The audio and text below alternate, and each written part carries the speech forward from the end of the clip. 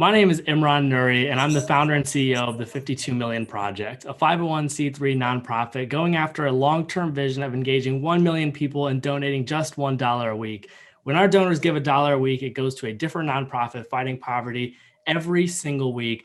And this week's beneficiary is the West Seattle Food Bank, a nonprofit who's set to receive over $611 from us thanks to our 611 donors and counting.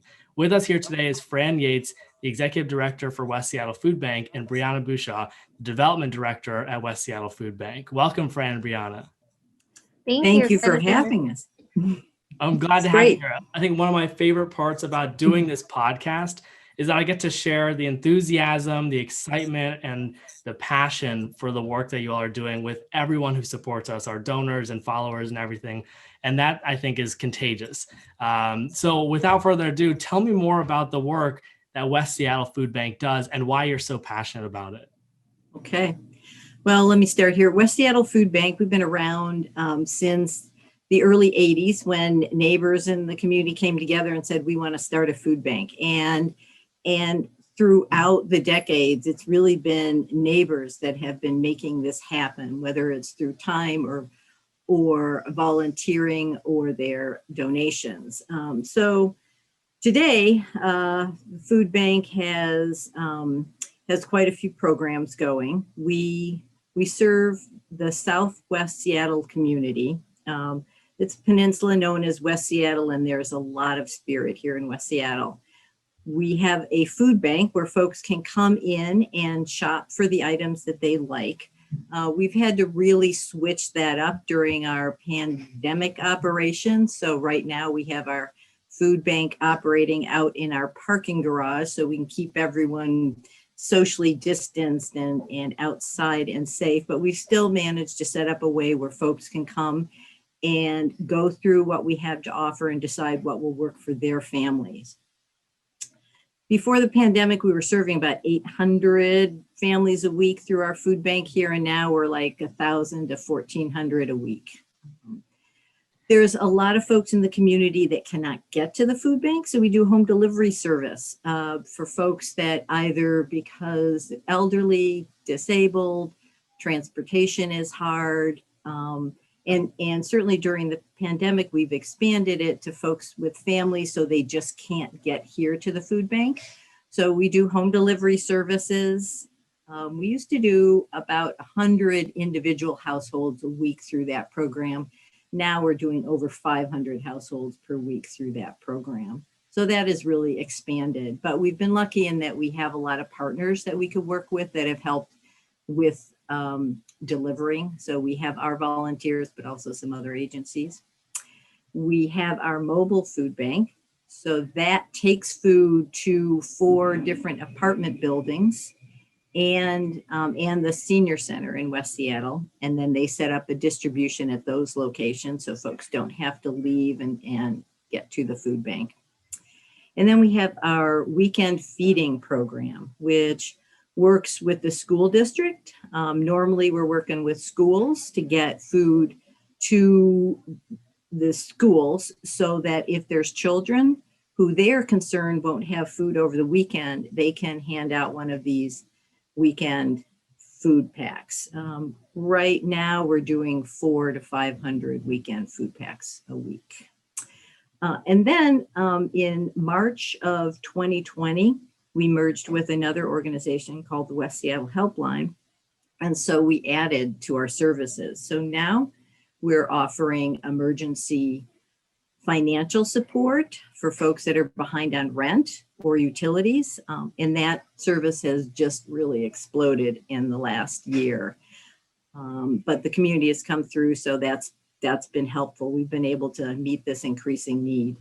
We also have a clothesline, so folks can go shop at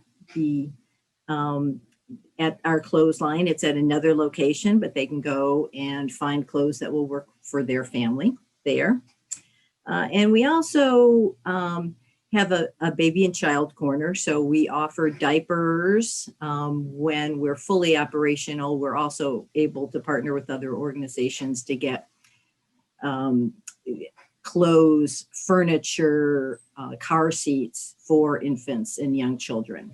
And then we have a pet pantry because so many folks we serve, they have these important companions they want to work with. And so we help with pet food, mostly through donations, although we have a couple donors who say, I want my money to go to pets. So we honor that if they request that. So we have a lot of balls in the air. There are a lot of things that you all are doing to support your community. And I love hearing about every one of them because they all address a very unique need for everybody. And I think that it's amazing that you can do that. And I know that it's also really incredible that over the past year, as there's been a significant rise in needs, you've stepped up to the challenge and met those needs. So we're really proud to be able to support you and really excited to hear about that work. So tell me more about what a $611 donation does for the children, families, and individuals that you all serve. Yeah, so as Fran mentioned, we have a variety of different programs that are meeting the needs of our community. And so that donation is going to go to those various different programs. But to put it into a quantifiable amount, our backpack program, or the weekend pack program that Fran mentioned, that $611 will go to 90 different students that will fill a backpack of meals. And that includes 6 meals, 2 breakfasts, 2 lunches, 2 dinners, and snacks that are going to help keep those kids fed over the weekend when they're not able to access free meals through the school during the week. So that's a program that is really helpful in the community to make sure those kids are fed over the weekends. That's an amazing program and such a huge impact from a donation. You hear about $10,000, $20,000, $100,000 gifts, and you don't realize that a $611 donation can do so much for so many kids. And I know too, for that specifically, I'm sure there's so many of us who will watch or listen to this at home that maybe took our meals for granted as children, maybe still do. And it's amazing that you can meet that need for a lot of those children who might not know where their next meal is coming from. So I have one last question for you. How can someone listening or watching at home do more to support your work? Well, financial donations like this $611 are the most impactful because it gives us the flexibility to purchase food we need or to gas up our van, to do whatever we need to carry out all these services. But we also welcome donations of food. Volunteers, if folks live in the community, can come and check out some of our volunteer opportunities. And community members have gathered together to do food drives or fun drives also. So gathering their friends and telling others about the work we do, or if it's not us, the food bank in your local community. We're all in this together and doing good work.